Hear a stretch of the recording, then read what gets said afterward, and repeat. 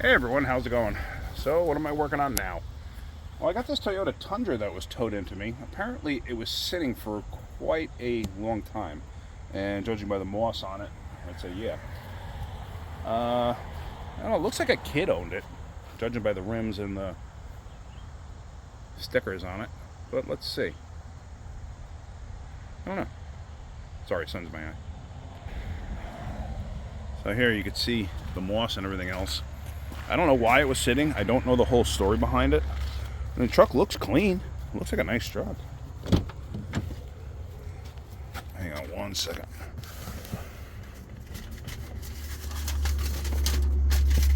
I had some paperwork on the floor there that I wanted to turn over because it had a phone number on it.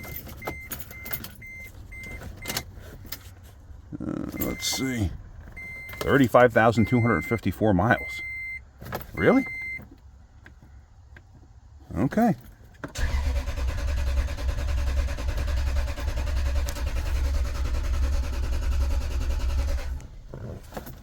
Okay. Tell you what, I don't hear a fuel pump. I don't hear anything fuel pump related.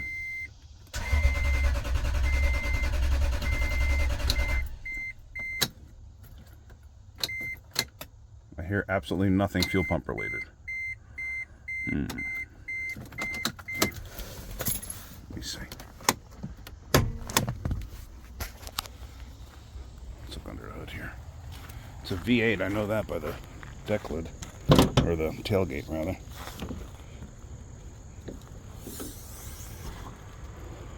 Seven. This thing does not have a Schrader valve, I do not think. Oh, hello. Little guy scared the daylights out of me. It's a frog. See him? Right there. He hid. Scared the daylights out of me. Didn't realize he was there.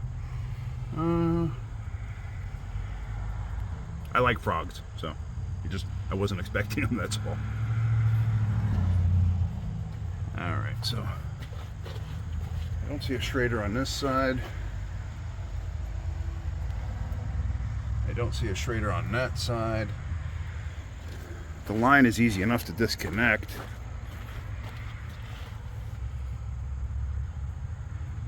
Like I said, I definitely did not hear a fuel pump.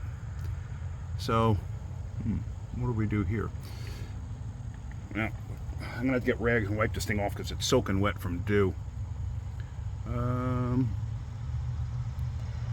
Yeah, let me do that. Let me get some rags. Let me wipe this thing off and see. Either that or I can go underneath it and smack the gas tank and see what happens. Somebody just put a battery in this thing. I mean, literally just put a battery in it. Was it sitting because it didn't run? I don't know. Doesn't matter at this point, right? Because that's one of the questions I asked right in the beginning and nobody could give me an answer. So, all right, let's see.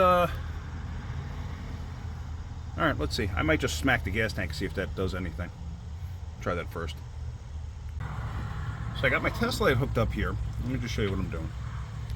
And here's a test light hooked to negative. This is positive. So now when I touch the positive, it lights the test light. So now that is the fuel pump relay right there. So these two terminals here, one is the power in, basically it trips these two. So one should have power and the other one goes to the fuel pump. So right now, with this jumper wire hooked in place, okay, I got nothing. So that could be just the lead end to the fuel pump itself. Let me trip to this side. Now I do have the key in the run position. Okay, I got nothing. Alright, so let's do this. Let's switch the test light to the positive side. Let's check here. I have nothing. Let's check here. Now it lights the test light. Okay, why did it light the test light? Basically, this side has a ground. This is the power side. Yes, it's the power side to the fuel pump. Why is it showing a ground? Because, like I've told you in the past, you have to complete a circuit.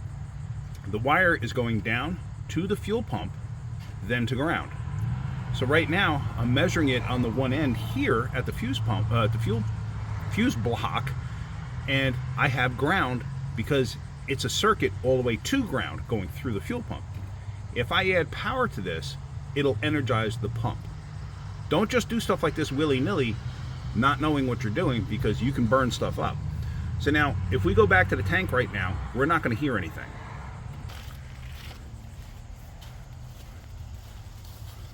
So we're back here. Don't hear anything. It's nice and quiet. All right. So now what I'm going to do is I'm going to go and I'm going to jump this. And let's look real close. Can you see the sparks? Okay. If that was a dead short to ground, this thing would arc out like crazy. But that's just completing a connection. So I'm going to hook this in between that terminal there. I'm going to have to pause you for a second. So now it's connected. Now if we come back here to the fuel pump,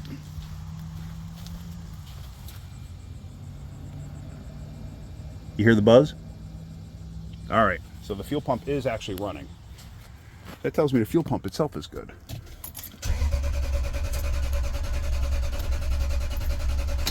All right. All right, so now we just eliminated something here. I know it's not starting, but that's okay. The command is not there to turn the pump on. So if the command is not there to turn the pump on, the command is not there to start the motor. So I probably don't have spark, I probably don't have other things too that's required. So did somebody hook, when they replace this battery, they hook something up backwards and blow something apart? It's possible. So now I'm gonna have to go through and start checking things like main fuses and stuff like that. Although I did take a quick gander at the fuses and everything looked okay. So now I'm gonna have to actually go and take a really good look and see what's going on. So something here is not copacetic, so I'm gonna have to look and see what's going on. I'm sure if I go grab my scanner and hook it up, either I'm gonna have no communication or I'm gonna show like no response or something along those lines. But let me start with the basic stuff. Let me start checking fuses right here, main fuses and everything else, and even this cartridge style fuse. I got to find out like what controls what, because I do not know. Let's see. We have alternator, ABS, RB. I'm looking at the fuse diagram. We have a main fuse right there, but that fuse looks fine. So there's all sorts of stuff. There's an EFI fuse. So I'm gonna have to start checking everything and see what we got. Let me do that, and when I come across something, or if I come across something, I'll show you. Okay, so two things I found here while checking real quick. I have, this is radiator 1 fuse, which, why is that? Because it has external fan somewhere maybe, or a fan that's in there somewhere. I don't know. That's just odd. Radiator 1 fuse. I don't know what that's all about. I just knocked this off. So I got nothing there. And then also this fuse here, see that? It lights up there, doesn't light there. Okay, so one says radiator 1 fuse, and the other one says ETCS. I'm not actually sure what ETCS stands for. So, what are we going to do here? We are going to just, these are spare fuses. All I'm going to do is take, get this thing out of here. It's the fuse puller that they give you. Of course, they make it so convenient you can't even get it out. But then again, I don't have little fingers to get in there. Oh, there we go. I'm going to take this 15 out, and I'm going to take this 10 out,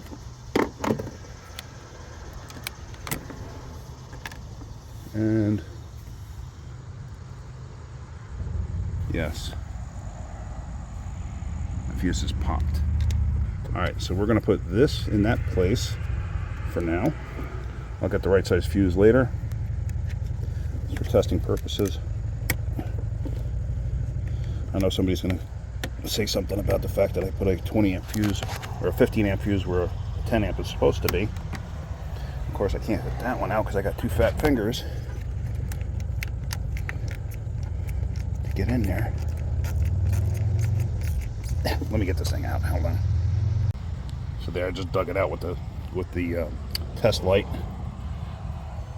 Now I'm going to put this fuse in. Alright, so now we have a test light that lights, test light that lights, test light that lights, test light that lights. So all the other fuses in this panel tested out okay.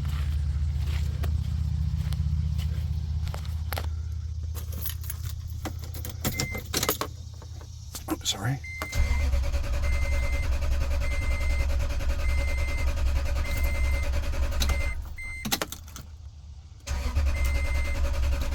Okay. So we still got something going on there. So now, let's go back here real quick. I'm just curious if I pull the fuel pump relay back out. Actually, let me double check those fuses, see if anything popped.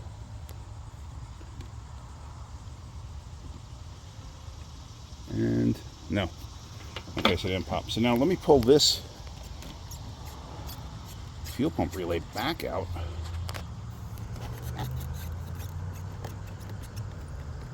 Because I should have power to this terminal here, if I'm not mistaken. And I do not. Make sure my test light's working. Do not. This should be the feed side to the pump itself.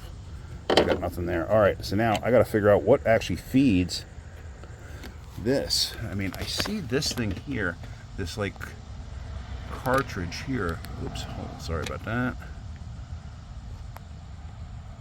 And if you look right in there, I can't even focus on it. Darn it. I'm trying to focus. I can't see that. If yeah, see, it won't let me focus. I can't see through that window there, but it looks like it's okay. Yeah, it looks okay. I don't like these style fuses. Sometimes they're very hard to read. Like, that solder's supposed to pop first. But everything's looking okay. Alright.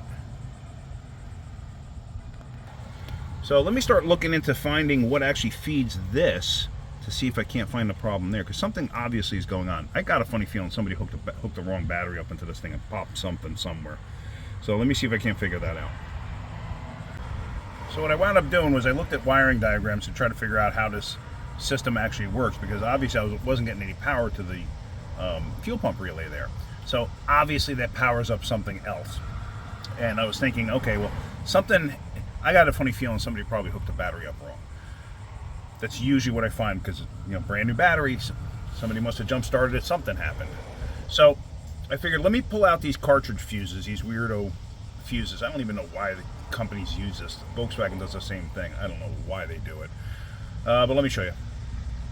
So down inside the fuse box there, this is the first one I pulled out, and it bolts up to the side here. As you can see, I got the other one disconnected too, but this is the easier one to pull out. And now you can actually get a good view of those three fuses there, and those are the three circuits that it comes out on that side there. And you see nothing else. Everything looks fine. They look good. So this one, unbolted it, and it just slides down and inserts, and you can see the terminals there. So now there's one fuse there. That one looks fine.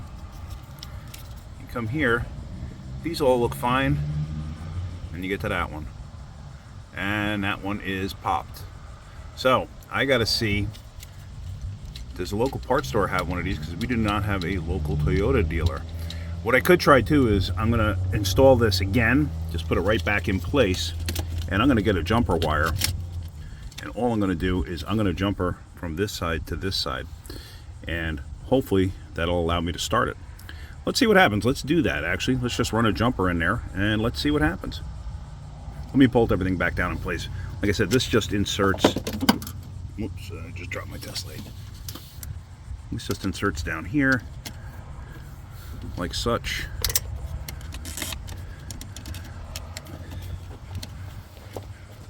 Always be careful, because I still have the battery live, battery still hooked up. This is the power off the battery, so you want to make sure that everything is where it's supposed to be, or this is live off the battery. I'm not 100% positive, but yes, I'm going to jump this side to this side. So let me install this fuse.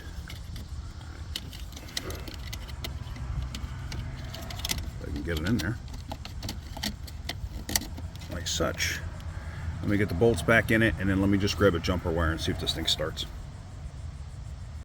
So all I did was I took my double spade connector here with my jumper wire, and I just sandwiched it in between, just so this way I can make a contact. All I'm going to do is see if it'll start. I still don't know if it will, but let's find out. Oh, I stick the key in my pocket. Let's find out. And I did. Okay.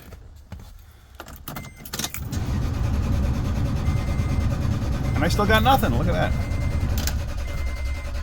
Interesting. Okay. All right.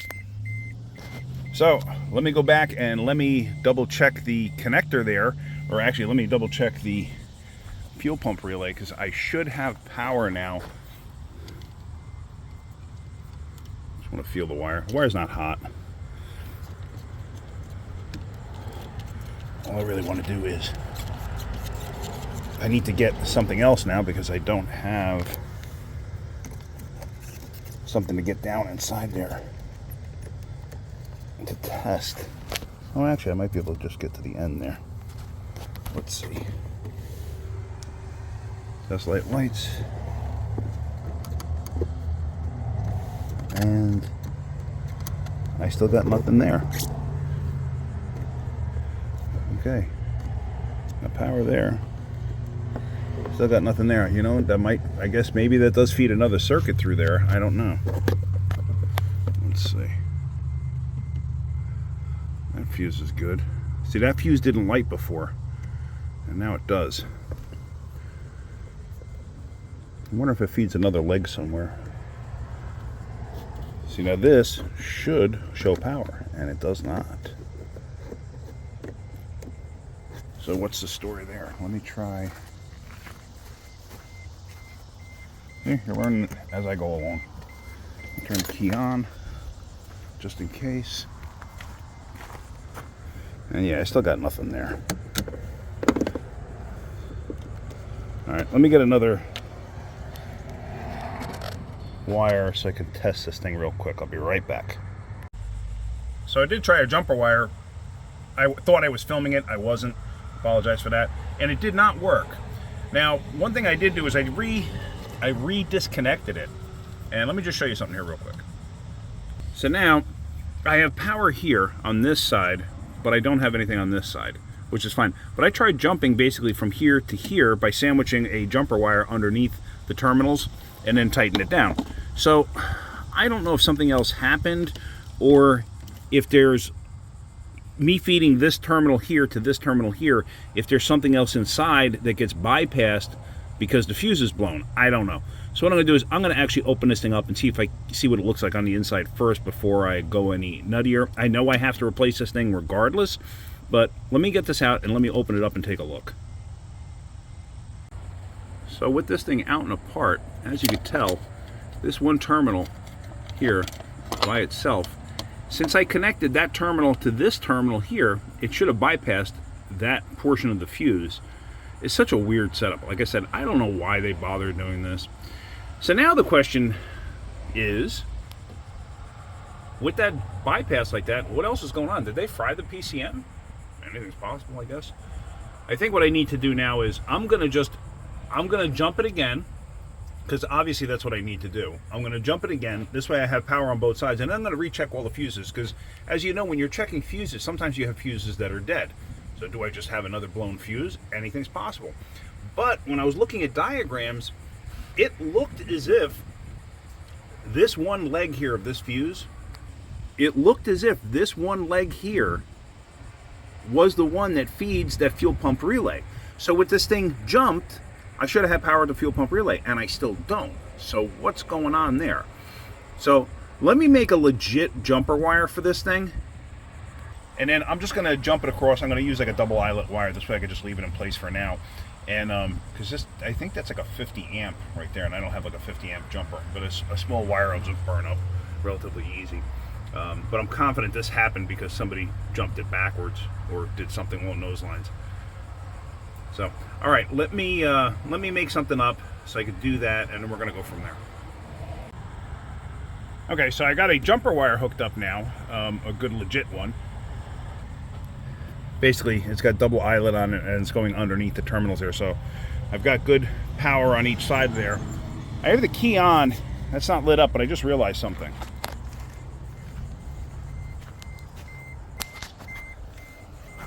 See if we can focus in on that. Hold on, sorry.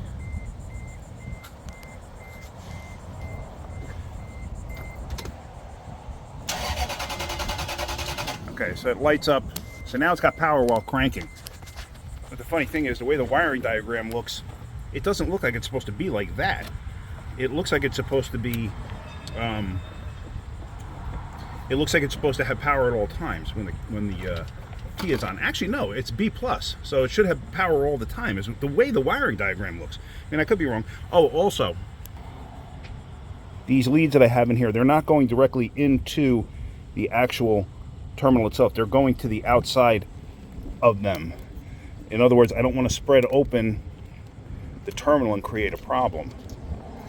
So now, let me plug this in. I didn't realize I was focused that closely. Let's see if this thing actually starts. I don't know if it will. Let's see, I got my scanner here too, just in case. Okay. And I still got nothing. All right. Let me hook my scanner up. All right, hopefully that chime goes off. Oh, it did. All right, let me find the plug for this. It's here somewhere.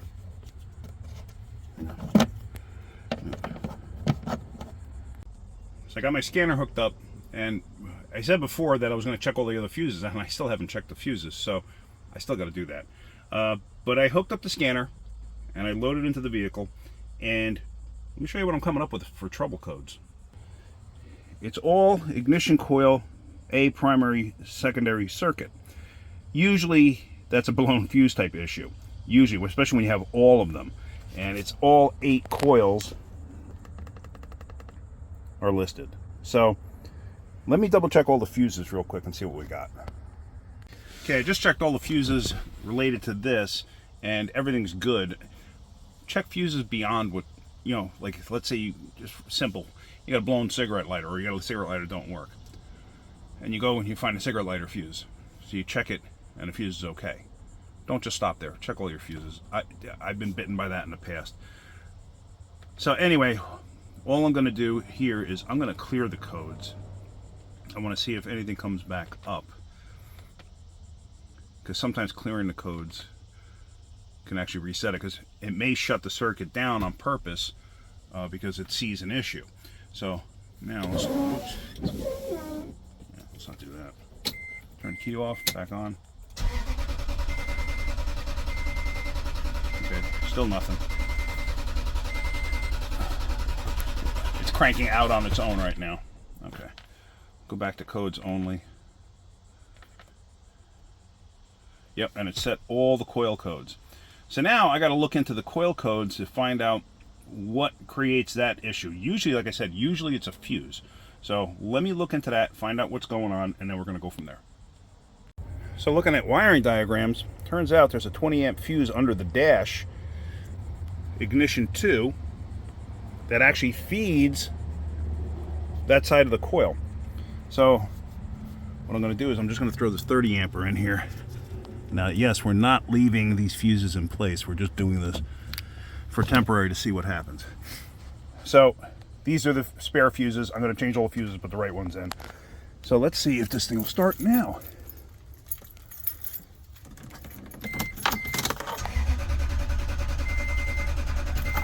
Still nothing. Woo, okay, there it started.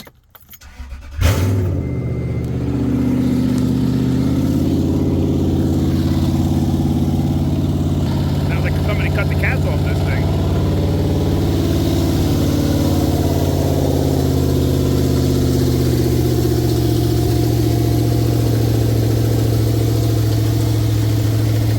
Something's going on, I don't know what. All right. Now here, just so you can see it. The wire is melting. It's getting too hot. There's too much amperage for that circuit. So basically that was somebody jump started this thing backwards. It's too much amperage for that circuit. That thing's not designed to do that. So what I'm going to do is I'm going to have to order that fuse, that whacked out fuse for this thing, and then we're going to probably have to put this thing up on a lift and see what's going on underneath there. Although, yeah, somebody did try to cut the cats. They didn't actually succeed.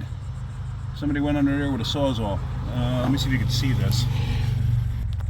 If you look down, you can see the pipe. See, it's like cut. See it? Because the other side looks fine, but that's a sawzall mark. So somebody did try to cut these cats off. Didn't succeed. So we're gonna have to weld all that back together. So this basically boils down to somebody jump started this thing backwards and created this entire problem. And this wire obviously can't take the heat because it started to melt the sheathing around it. But then again, I got a funny feeling this wire might have been broken internally, because look at this.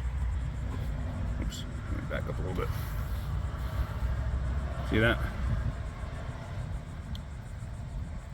So I don't think that just happened. So, although it might have. I mean, it acted like its own fuse and blew. Whatever.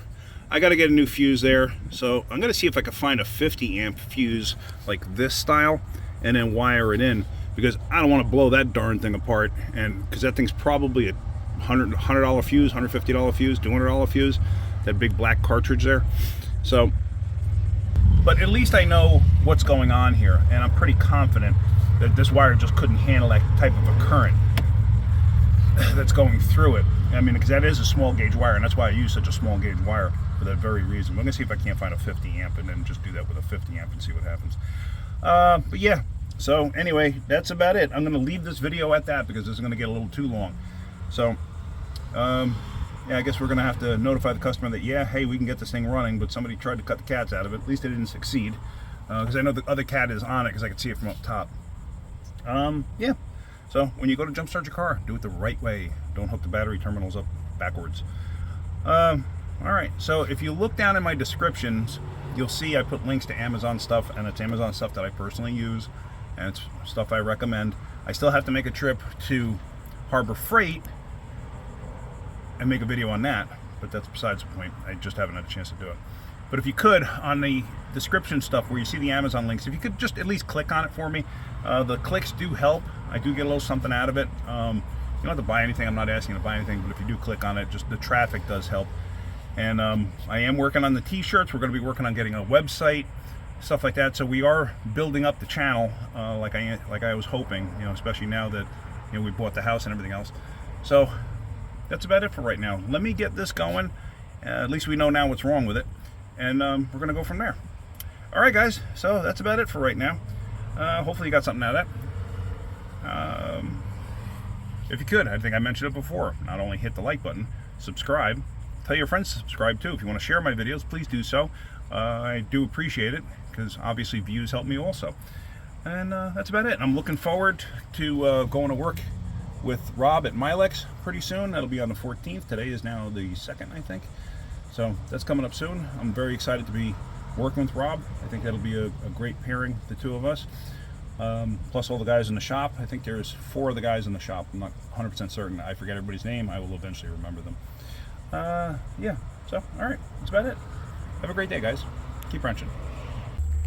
Okay, so real quick, what I did do was I made a jumper with a fuse in line. Basically, I found a 60 amp or a 40 amp. A 40 amp popped immediately.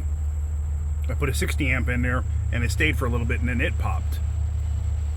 So this is what I came up with. Just one of these big old fuses, and I just used female spades on there and double eyelet. This is for the alternator. Now, see that? Can you even see that? I don't know, it's hard to tell. Yeah, you can see it there. That's a 60 amper. That popped. That popped eventually. With the alternator hooked up, the fuse will blow. So the alternator itself, either that wire is shorted or it's the alternator. I'm going to guess it's the alternator. The alternator could have been fried when somebody jump started this thing backwards, but then again, I don't know the full story behind it. Anything's a possibility. I doubt very highly that the alternator blew those other fuses. I doubt that very, very highly. I've seen alternators overcharge or be shorted or whatever and never do that. An overcharging alternator, I've actually seen that blow every single light bulb in a car. I've actually seen it. I had a customer come in with a Firebird one time, like a 2006 or 7, something along those lines, like one of the last years of that body style. Well, last years of the Pontiac Firebird in general. It came in, the customer's complaint, it says none of the lights in the vehicle work. Okay, checked. None. I mean, none worked. Well, that's weird. So I started checking into it, and I realized the thing was overcharging like crazy, and it blew every bulb in the car. Everything. Every single one. So I wound up having to replace every single bulb in the car, including the alternator. So, but yeah, so this thing's going to need an alternator. I'm going to order that fuse cartridge, whatever you want to call it, clip. I have no idea what it's called.